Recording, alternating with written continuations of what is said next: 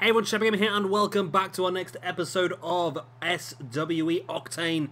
We are on the run now towards Shabby Mania. Only 3 episodes left, including this one, and we have got a massive main event for you here this evening as the Young Bucks take on Finn Balor and Hideo Itami. And looks like we're starting tonight's show off then with the phenomenal one himself, Mr. AJ Styles. Interested to see what he's got to say here this evening. He has asked for some mic time, so we're going to get a little bit of talking through by AJ Styles. So, of course, at the moment, nothing really set for him at this point in time for Shabby Mania. We will potentially see him later on. Both Cody Rhodes and AJ Styles have both recruited female members to their stables. We're finding out both of those later on this evening. And we do have a match set up actually for next week's main event. I might let that slip later on this evening, but that is massive. I say next week. I keep saying next week. I mean tomorrow. Of course, we've got 1 episode today, 1 episode tomorrow. But my mind just keeps going absolutely crazy, and I keep calling it next week, even though it's tomorrow. You know what I mean. You know what I mean. I'm off me rocker, to be honest with you. I've got no idea. Anyway, somebody get AJ Styles a mic. Let's see exactly what this man's got to say. I think it's going to be interesting. With the things that are happening at the moment in SWE Octane, the 4 rival clubs battling against each other, things just always seem to change and swing in the favour of different clubs each week. But yeah, let's grab AJ and Mike and see exactly what he's got to say. So I've been back in Octane now for 2.5 months, and I think it's about time that I address the real reason I came back. It wasn't just for gold, it wasn't just to prove myself. The main reason I came back was for retribution. Now, I was forcefully removed from Bullet Club originally by Kenny Omega. And Kenny, I'm coming back and I want my chance to prove to you that I am still 10 times the man you will ever be. So at Shabby Mania, AJ Styles versus Kenny Omega. Come on, Kenny. You know you want to. And here is our opening match of the evening. It is going to be Andrade, Cien, Almas taking on Neville. And of course, we've got Zelina Vega at ringside for Almas. And of course, Finn Balor at ringside for Neville. Now, I've had to disband Balor Club as a stable on the game. They're still together, obviously, part of our storyline. But I've had to disband them as a game because for some reason it just bugs out the entire game having those two as a stable. I don't know why. It's so messed up. But there you go. It just messes up the entrances. It doesn't make any difference to it, does it? I don't even know why I brought it up, to be honest. I could have just stayed silent. It would have been fine, wouldn't it? But there you go. So Andrade, Cien, Almas. Now, we are feeling like there's something big happening with the Cruiserweights in our Shabby Mania pay-per-view. We believe that William Regal, our general manager here, of course, is looking into some different ideas for Shabby Mania. And he will, of course, announce something big. He's promising before the Shabby Mania pay-per-view, of course, which is going to be next weekend, I believe. Yes, next Saturday and Sunday is that, and then we're going to be looking to start the World Cup the weekend after. Hopefully, anyway. As I said before, with me moving house and lack of internet for a couple of weeks, it might be pretty tricky on the World Cup, but hopefully we can get things sorted and get it all up and going. I'm looking forward to the World Cup, actually. It's a concept that me and PJ have been throwing around now for a couple of years, and it's yet to come into effect as of yet. So we are going to get some pretty cool stuff hopefully lined up for that. And here comes Finn Balor's Neville, of course part of Balor Club. Joined at the previous Ascension pay-per-view, of course. Had an opportunity to take that Cruiserweight, or the Junior Heavyweight Championship, should I say, away from Prince Puma, but unable to do so in what was a pretty decent match. I'm sure that William Regal will look at Neville for any future potential chances at Shabby Mania as well. Why not? Why the hell not? I'd definitely go for it. You can't not involve this guy. He's one of the best cruiserweights around there, and that's exactly why Finn Balor has brought him into his Balor Club, I suppose. Knows how effective he can be. And he's got another chance to prove that here this evening against Almas. Should be a very even match, actually. I do see Almas as a junior heavyweight. So I feel like we should get some good stuff out of Almas as well as Neville. And this could be a prelude for some very good matches we could have at Shabby Mania. And talking of so, we are going to have another triple threat match here later on between El Generico, Kushida and Hirumo Takahashi. Again, showcasing some of the best junior heavyweights we have on the roster. Almas now Northern Lights suplex. Brings Neville back up to his feet. Now went for the Hurricanrana, but Neville reversed it into the powerbomb.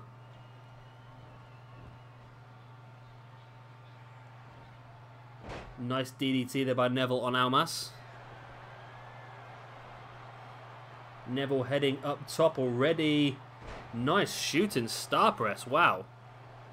That's big, that is. That's very big.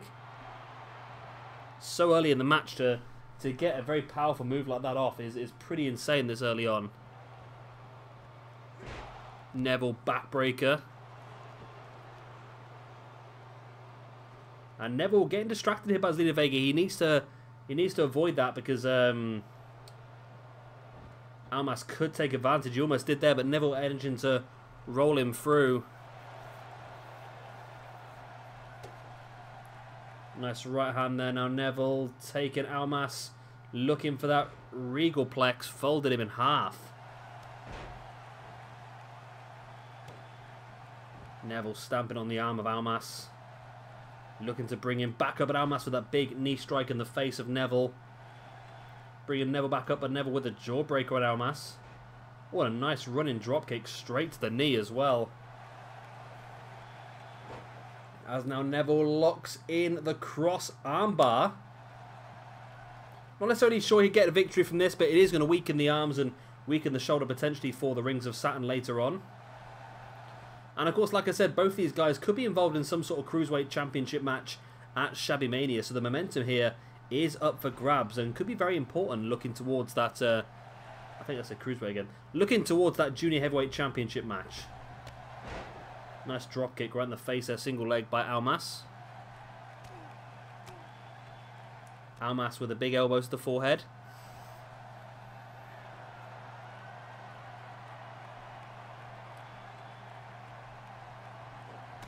Almas clubbing blow to the back of Neville. Now in for the Tornado DDT. Almas now mounting Neville, stiff right hands in the face. Oh, a chair thrown in the ring there by Zelina Vega. Behind the referee's back as well, but Almas is now... Why is Zelina Vega... distracting the referee at completely the wrong time there. Distracting the referee while Almas went for the pin. And oh, Almas using that steel chair. Wow, Almas going deep there. Getting frustrated in this match and deciding just to swing the chair and attack Neville with it. Zelina Vega does not look impressed, but Almas, this new sick and twisted side of him, not wanting to waste his time here and decides just to clatter Neville with a chair. So Neville comes out the victor in the record books, but Almas is the man left standing over the lifeless body of Neville. And here is our second match of the evening. It is going to be ACH taking on Aleister Black. Now we know that Aleister Black has a big match lined up for Shabby Mania already. And of course that is the match against Tetsuya Naito.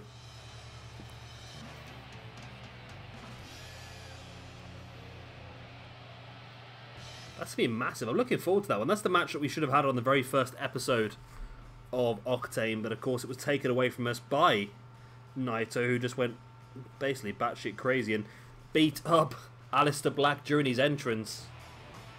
Black returned to get some retribution a few weeks later, and Naito gave Black the opportunity to face up against Takahashi at Ascension for the opportunity to win a match against Naito at Shabby Mania. That's a big one, that one. I'm looking forward to that one, actually. We penciled it in as last man standing. I'm still not 100% sure on that one. I think that match type does work on this game. It's tricky because a lot of the gimmick matches don't really work on this game very well. Like last man standing, you'd want something big to finish, or at least a finisher, but I've seen sometimes like you hit a finisher on someone, they stay down for 2 or 3 seconds, then you hit a DDT about 2 minutes later and they stay down for the 10, you're like, well, why didn't you stay down before? It just, yeah, it can get quite frustrating sometimes. But ACH is a great opportunity here to show what he can do. Of course, talking about junior heavyweights in our previous matches, a lot of junior heavyweights in tonight's match. In tonight's show, actually. Like I said, Finn Balor and Hideo Itami in that main event against the Young Bucks in a tag team match. But also tonight, we have a very interesting match. Both Cody and AJ Styles have both managed to recruit. That's the word I'm looking for. I forgot the word recruit there for a second. Both AJ Styles and Cody have recruited female members into their stables. And we're going to find out both those female members later on this evening when they will face each other, which is pretty cool to see, actually. Talking of cool, Aleister Black. The man is cool as ice. Of course, your current NXT champion. Been announced, well, spoilers incoming for NXT TakeOver, the next one. Spoilers. If you don't know the spoilers, please skip forward 10-15 seconds. Although I might let it slip again later on, I don't know. Aleister Black is due to defend that championship at TakeOver Chicago against Lars Sullivan. Which is an interesting match, that one. It's one that some people have moaned about. I must admit I wasn't a big fan of Sullivan to start off with. I thought he was just another generic big man who was going to be a bit useless. But to be honest, the more I've seen him, the more I've sort of felt that he's actually a lot better than what he seems. And it's the same with Braun Strowman. A lot of people just assume when Braun was there, he's just a big guy that Vince loves and this, that and the other. But as time's gone on, he has actually proved to be a very, very good addition to the roster. I say very good. He is literally the one thing that's holding the main roster together at the moment, the glue that holds it together. And I feel like Lars Sullivan is, especially after that ladder match as well for the US Championship, he really proved how good he was in different situations and scenarios, and I was quite impressed by it, to be honest. I'm impressed by him, and be interesting to see how he gets on main eventing an NXT pay-per-view, because that's going to be the big one. Straight away, we are underway, and Aleister Black leaves nothing there. Just a running knee strike right in the gut of ACH. Black front chancer and ACH now looking for Northern Light suplex, and Black really dominating ACH from the beginning of this match. A boot in the face. Oh wow, no way. Is he going to go for it already? Wow, Black Mass already by Aleister Black on ACH. Aleister Black not getting paid by the hour here. Wins the match really bloody quick.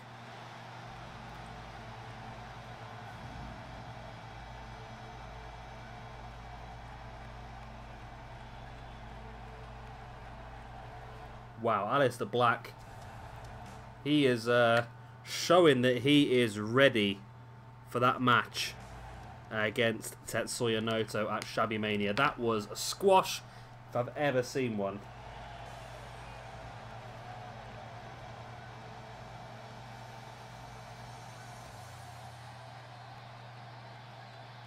Wow. That is insane. That is really, really good. And I would say that I've not set this up to be a squash match, it just happened. And here is our next match of the evening, showcasing some of the best junior heavyweight talent once again in this big triple threat. Kushida, Takahashi and El Generico. And I've just remembered that El Generico is very generic on here, isn't he? Because if I remember correctly, his attire is missing, isn't it? I keep forgetting that. I keep forgetting that. His attire's missing. Bad times. Bad times, but it doesn't matter. We still get the idea. We all know it's Sami Zayn under a mask anyway, don't we? It's all pretty obvious. So, this should be pretty good. Takahashi, Generico, Kushida. This is what you want from your junior heavyweights, and we've showcased a lot of Syndicated. Almas, Neville, ACH. We got Hideo and Balor in the main events. Who else we got in our junior heavyweights? We've got Ospreay, of course, Puma the champion. So there's a lot of great talent knocking around this division. It is a really, really strong division for us.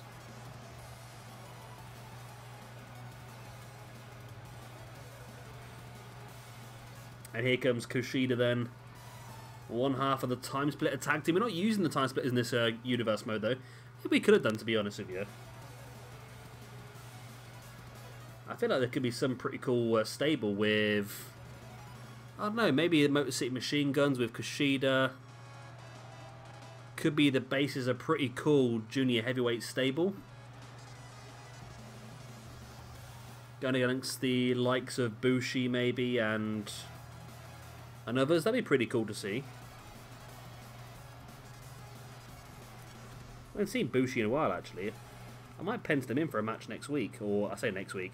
I mean, whenever I say next week, I'm thinking in like wrestling terms. When I say next week, I mean next episode.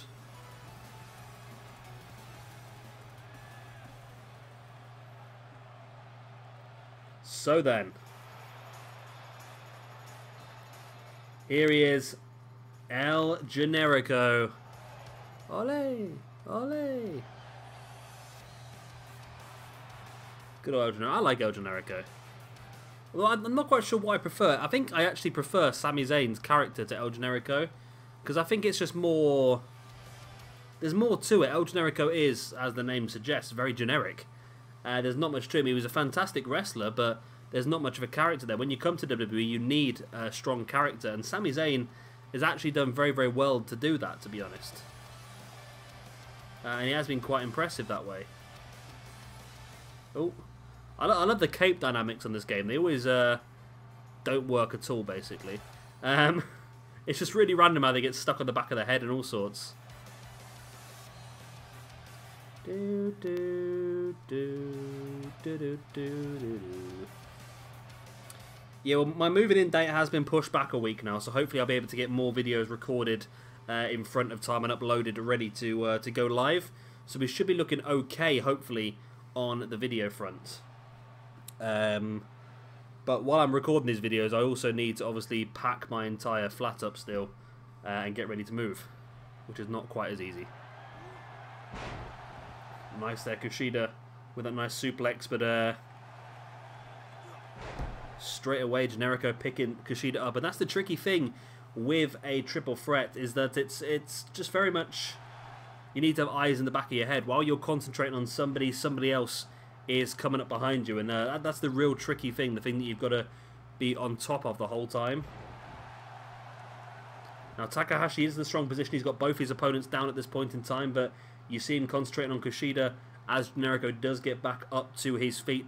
But again, a great place here for these three junior heavyweights to showcase themselves and to see whether they are going to be strong enough to potentially be involved in whatever William Regal is going to decide for Shabby Mania when the junior heavyweight championship rankings and so forths. Nice over the top Rana there. Rana splash. Nice over the top splash there by Naito, who now takes Kushida up. Kushida with the neck breaker, taking Takahashi down. Bit of a glitch there. It's got very glitchy there for a split second, but it seems to have sorted itself out. Certain people were in different animations at the same time, which didn't make a lot of sense, did it really? Kushida here going after the arm. We know how good Kushida is with submissions, of course. Likes to utilize the Kimura lock as a submission.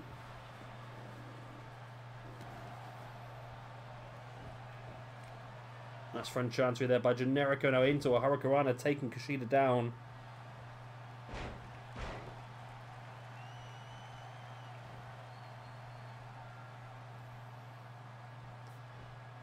Generico now with a neck breaker.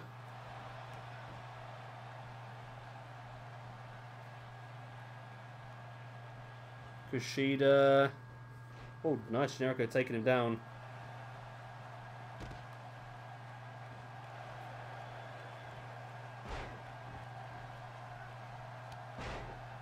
Nice boot across the chest by Takahashi. Now Takahashi bringing Generico back up. In for the belly-to-belly slam.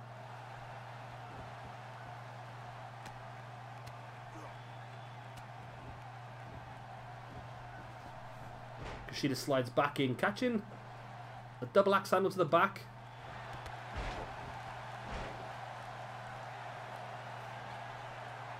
Takahashi now in control of the match. Goes a little bit of a taunt at the top. Is that wise? Who knows? Might live to regret it, to be honest. Front Chancery now taking Generico up. Generico fighting back.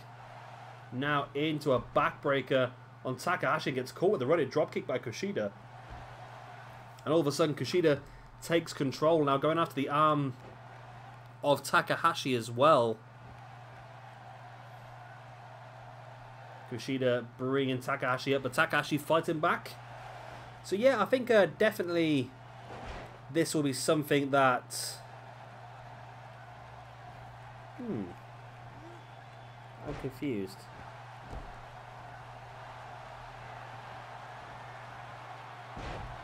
I know I'm not confused, it's fine. So I got distracted there for a split second. I just looked at my paperwork and thought that I might have buggered something up there, but evidently not. The referee, come on, you're so slow to get down there. Generico with the pin, only enough for a 2 count, but it is getting closer. Generico, big elbows to the forehead of Takahashi. Generico now catching Kushida while he wasn't paying a lot of attention. Looked like he might be going for the brainbuster, but Kushida able to break free. And now does lock in that Kimura lock, and Takahashi's down. He's not going to be able to save Generico. Is Generico going to tap? Generico does tap out, and Kushida gets the victory. Wow. Kushida showcasing his ability. Takahashi was grounded. Kushida able to lock in the Kimura lock, and it was too much for Generico. Like I said, Generico is somebody who I think is very much in Regal's plans for Shabby Mania, and he does not want to risk any injury. So by tapping out to the Kimura lock, it's living to fight another day, I think, to be honest with you. I think that could be the best bet. Living to fight another day. Of course, Generico did have an opportunity. Looked like he was going to go for it there. I tell you what, if the referee got down quicker there, maybe he might have had it. I'm not quite sure what the referee was doing, to be honest with you. He looked a little bit out of it. But there it was, the Kimura lock. You see Takahashi was down. Generico absolutely nowhere near any of the ropes and had to tap. Otherwise, he could have risked serious injury to the body. And there we go then. Kushida picks up the victory and the all-important momentum going forward towards Shabby Mania and potentially an opportunity at the Junior Heavyweight Championship. Who knows? Only Regal at this point in time. But I'm sure he will let us know what's going to happen. We are actually going to have a midweek episode this week, so keep an eye out for that. We've got one today, one tomorrow, one on Wednesday, and then both parts of Shabby Mania next weekend for you. So keep an eye out for all of those. And then, of course, it's all on to the World Cup of Wrestling.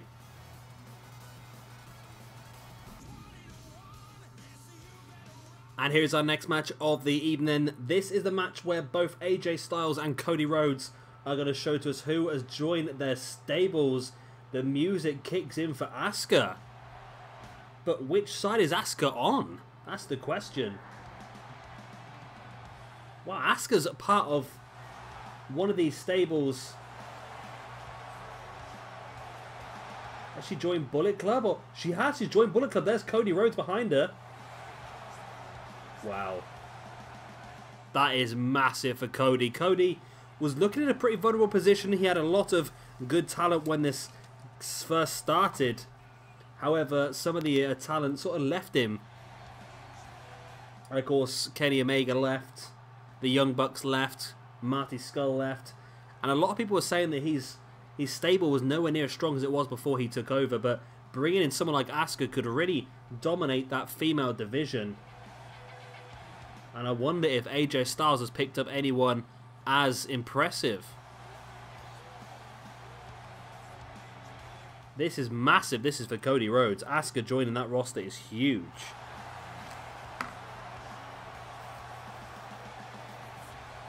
Wow. I like Asuka. I'm not quite sure what I prefer her doing, to be honest. Whether it's the whether I prefer the heel version of Asuka or the face version. And the face version's quite fun, but I think the heel version was actually a lot more interesting, to be honest.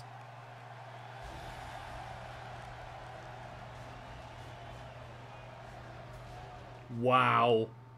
AJ Styles has managed to rope in the women's champion from Octane. Jazzy Gabor is now part of the club. Wow. What a recruitment that is for AJ Styles. Both these guys, both AJ Styles and Cody Rhodes, have recruited incredibly well for their female representatives. So now we know actually, of course, Balor Club have Becky Lynch, who lost her alpha female Jazzy Gabor at Ascension. Of course, we have Jazzy Gabor now as part of the club, and Asuka as part of course, Bullet Club. So the only person without, or the only team, should I say, without a female representative at this point in time is the Elite. So maybe that will have to be looked at by Kenny Omega, I suppose, is still the leader of the Elite? Yeah. Have to be looked at by Kenny Omega.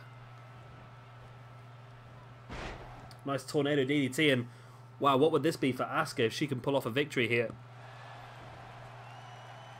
If Asuka can pin and defeat the current women's champion, that'd be insane. Asuka now boot across the chest of Gabor and a strong forearm, and now here come the strikes that Asuka is so well known for, but of course she's going to have to go for a strike, she's going to have to go for a speed, whereas Jazzy has this incredible strength and power advantage, showcasing it there with that power bomb. Now looking for a deadlift German on Asuka. And Asuka took such a dominant beginning, but now Jazzy Gabor has taken complete control.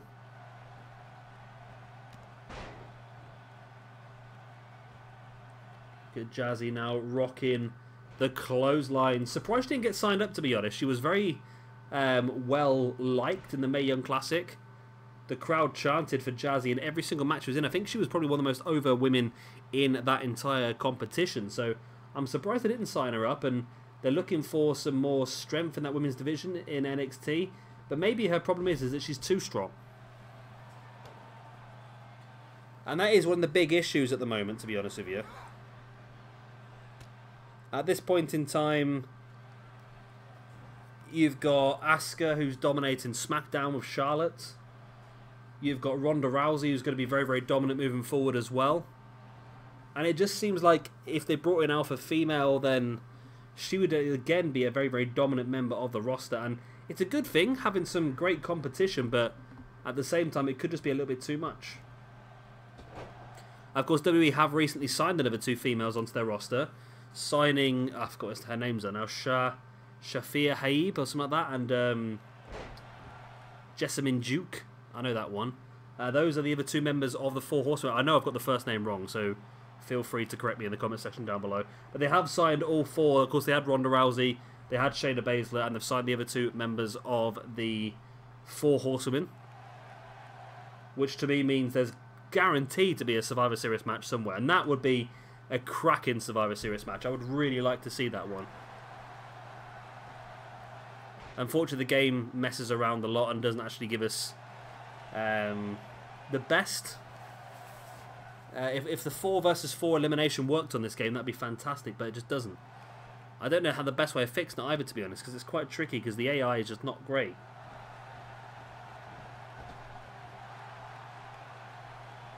Jazzy now taking Asuka down, hooking the leg into that Boston Crab.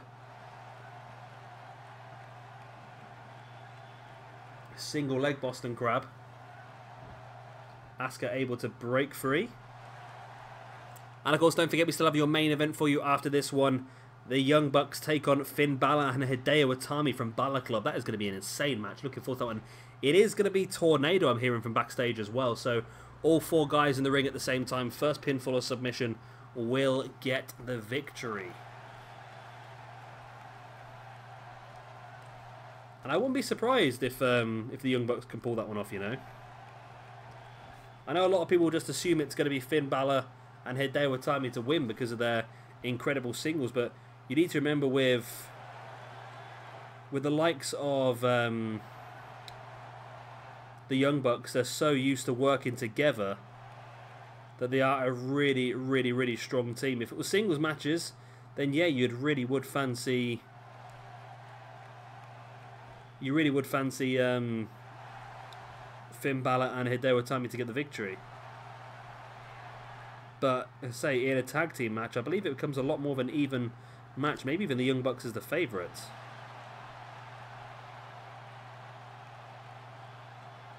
Gave it with a pin, but referee being distracted by Cody doesn't go down and count it.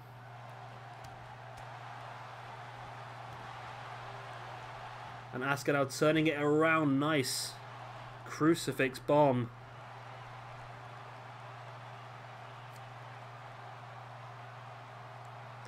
Asuka sort of standing and thinking.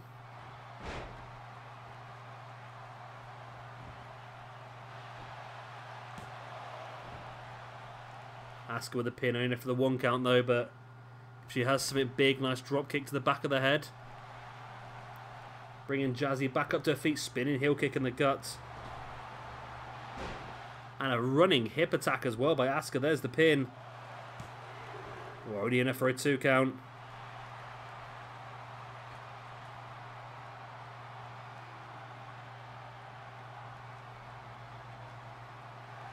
Asuka taunting away.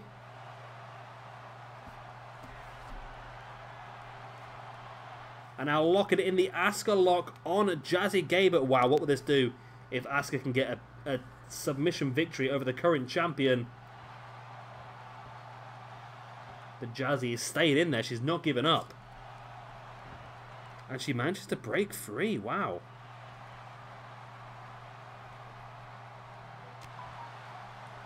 Not many people have ever been able to escape from that submission hold, have they really? Gabert now, big German suplex, sending Asuka all the way across the ring.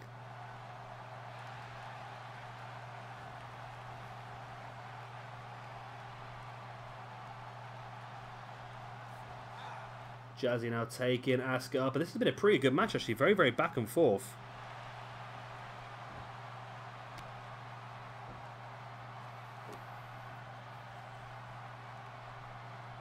Asuka now drop kick right on the side of the face.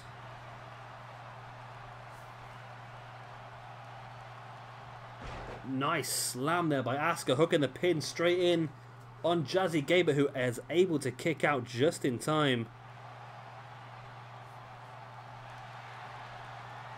And now into the cross armbar there by Asuka once again on Jazzy, compounding the damage done earlier by the Asuka lock. Is Jazzy going to tap? She does, and Asuka gets a pinfall victory over our current Octane Women's Champion, which is going to be a very interesting thing for William Regal to think about there. Of course, we know that Regal is going to be looking at the junior heavyweight division picture. We already know our main event for Shabby Mania is going to be Cody Rhodes versus Finn Balor for the Octane Championship. We already know we're going to get Naito versus Aleister Black as well. It's a real big match, still to be decided though. But this one here, that victory there, has led to a very, very interesting situation.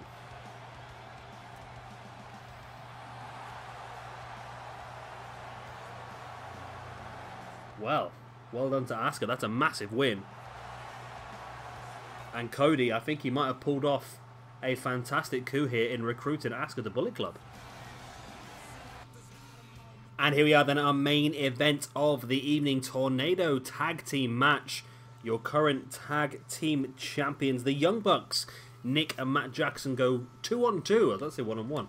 2-on-2 with Hideo Itami and Finn Balor, of course, of Balor Club. Now, this is a tornado match, so all 4 men are legal at all times. First pinfall or submission will take home the win.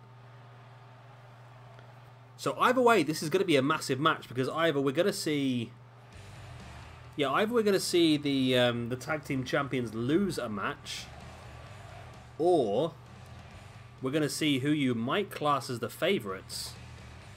Of course, Hideo Itami and Finn Balor beat the tag team champions. So either way, it's going to be a pretty interesting match, this one. Very interesting. not quite sure which way my butter's breaded on this side. My butter's breaded? I'm not quite sure which way my bread is buttered on this side. That's what I'm looking for. I feel like... I don't know, I said this earlier. I feel like if it was a singles matches, of course you would put Hideo Itami and Finn Balor as the favourites. If it was a standard tag team match, you'd have to fancy...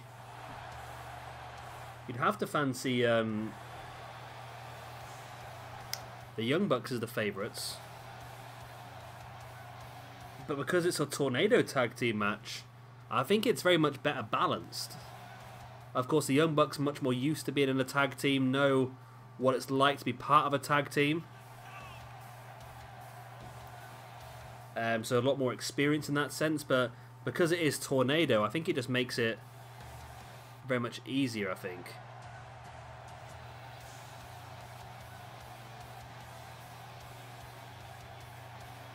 And here is Hideo Itami. Like I said, we've had to split the two of these up roster-wise because it was just too complicated. The game kept bugging out. It wouldn't allow the entrances for both these guys individually or as a team. So we've had to split them up into two individual entrances. It's just a bloody broken game. Tell you what, once the next year's game comes out, hopefully they're going to do so many more improvements. The roster's going to be incredible next year's game because we're going to have a lot of new people added. Almas, Lashley, two of the main ones I can think of, off the top of my head. Probably the Dudley Boys back in the game since they're in the Hall of Fame this year. Then you look down into NXT, you're going to have hopefully the War Raiders. If they didn't come in too late, maybe. Heavy Machinery, Kairi Sane, Shayna Baszler, Lacey Evans. It's going to be a lot stronger around Ronda Rousey as well on the game. Don't forget about Ronda Rousey. So there's going to be a lot of really cool stuff going on, I think, on next year's game. And hopefully, I mean, the roster's going to be fantastic. We know it is, but I just really hope they sort out some of the basic glitches and errors this game has. Now, I don't know whether... I've always blamed this game. I've always said it's really bad for glitches and errors, but... Are all games like this? It's just that I played this one for so long I just noticed them more. I know we've had issues in our Skyrim playthrough of a few missions that bug out and this, that and the other. But we still managed to find a way around it. And this, it's a much more simple game, I think, than Skyrim, this one. And I just don't understand how it does manage to just cock up, basically. Seems to always manage it somehow, but you know. Hey-ho. So Finn Balor in a big match. We've not seen Finn Balor wrestle in a few weeks, actually, have we? Because, of course, he was building his own stable at Ascension, managing quite a lot at the moment. We do know he has got the main event at Shabby Mania, Finn Balor versus Cody Rhodes for the Octane Championship. So Finn Balor is going to want the momentum here. It really is. We've got a cracking match for you next week as well. You know what? I'm going to announce... I say next week. I am going to announce tomorrow's main event right now because it is insane. Tomorrow's main event, ladies and gentlemen, is going to be Kenny Omega and Finn Balor versus Cody Rhodes and AJ Styles in a tag team match. Yes, that is correct. Yes, that is insane. It is going to happen. It is freaking insane, isn't it? But there you go. Also, what else got planned for you tomorrow? The Club versus Sheamus and Cesaro. Kushida versus Bushi. Mike Bennett versus Naito. And Ciampa versus Apollo Crews. Very good episode coming up for you tomorrow. And it's a pretty even match so far. Nick Jackson and Finn Balor on their feet. Matt Jackson and Hideo Itami struggling. I spoke too soon there, as Matt Jackson's now up on his feet and taking control of Finn Balor. At this point in time, the Bucks are in control. Like I said, in teamwork, the Bucks should have the edge in this one. But if it comes down to singles, say two guys are down the outside and knackered out and it turns into a one-on-one match, then I would definitely fancy both Hideo Itami and Finn Balor. This one for me is a very interesting match. It's really in the balance. Both teams have got arguments for winning. Both teams have got arguments for losing, I suppose. It really could go either way.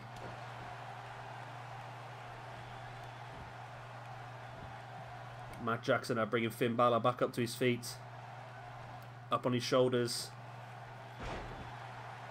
Before dropping him neck first across that top rope. Hideo Itami up on the corner, celebrating. Quite sure what he's celebrating. He manages to turn around and clothesline Nick Jackson out of his boots. Nice drop kick to the back of the head there by Matt Jackson, who drops into the pin on Finn Balor. 2, no, only a 1 count. Nice drop kick to the back of the head there by Matt Jackson. Springs off the ropes into a leg drop.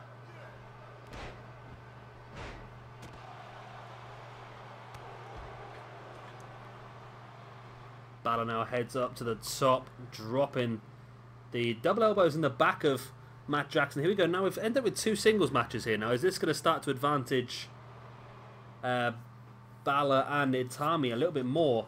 At the moment, no, because both the Bucks are in firm control of this one. Nice sit down. Not sit down. What's it called? Sit out. I don't know. I feel like we are going to do at some point. We're going to do another King of the Cruiserweights before this game is out, and I feel like both the Bucks will be involved in that. But as singles competitors, I think that'd be really good to have them both involved in that. Finn. I think that'd be awesome.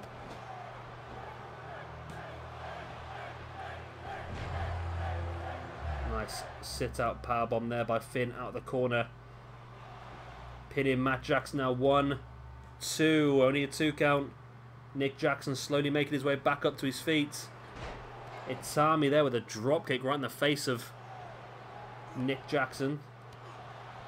Finn getting thrown straight into basically Itami. Both guys knocking into each other. And it is the Bucks in control here, to be honest. Nick with a pin now on Itami. Only enough for a 2 count as Matt Jackson taking Finn Balor up into a buckle bomb. Wow.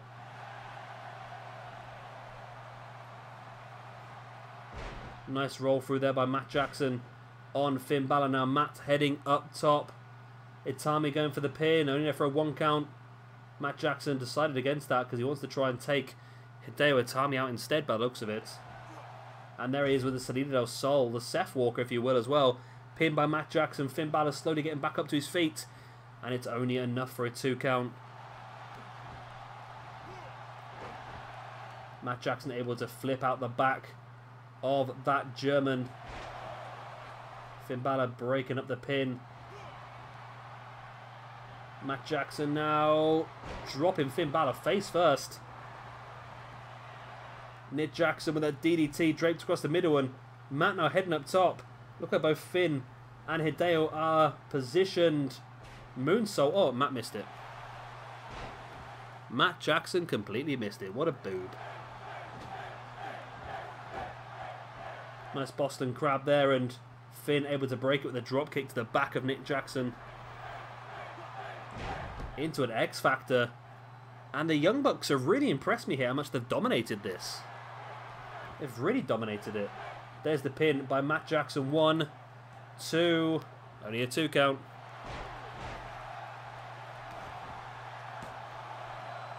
But Nick Jackson now with the 2. And there's the 3. And the Young Bucks pick up the victory. Wow. The Young Bucks, that is a massive, massive win for them. And the momentum there is really going to help them. Of course, they will be defending the Tag Team Championships at the pay-per-view, at the Shabby Mania pay-per-view, of course. Not entirely sure who it's going to be as of yet.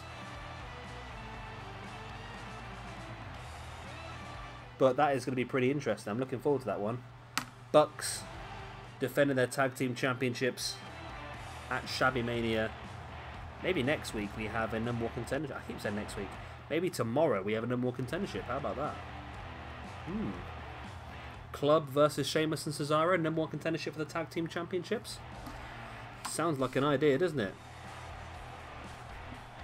So it'll either be Balor Club versus Bullet Club, or it'll be The Club versus Bullet Club. I'm getting really confused here with my words, just to make sure I get everything right. There you go. Anyway, guys, that's the end of this episode. I hope you have enjoyed it. Of course, if you have, then please do slap a like And of course, subscribe if you would like to see some more. This is an amazing win for the Bucks, and been pretty good at Night of Wrestling as well. I'm quite enjoying this Octane Universe mode. Of course, we're coming towards the end of it now. We've got one more episode for you tomorrow, one more on Wednesday midweek, and then Shabby Mania is coming for you next weekend, and then we are moving on to the World Cup of Wrestling. Yeah, like I said, please do like and subscribe. It does already help me out. And I've been Shabby Gamer. Thank you very much for watching, and I'll see you tomorrow for our next episode of SWE Octane. Bye. One, two,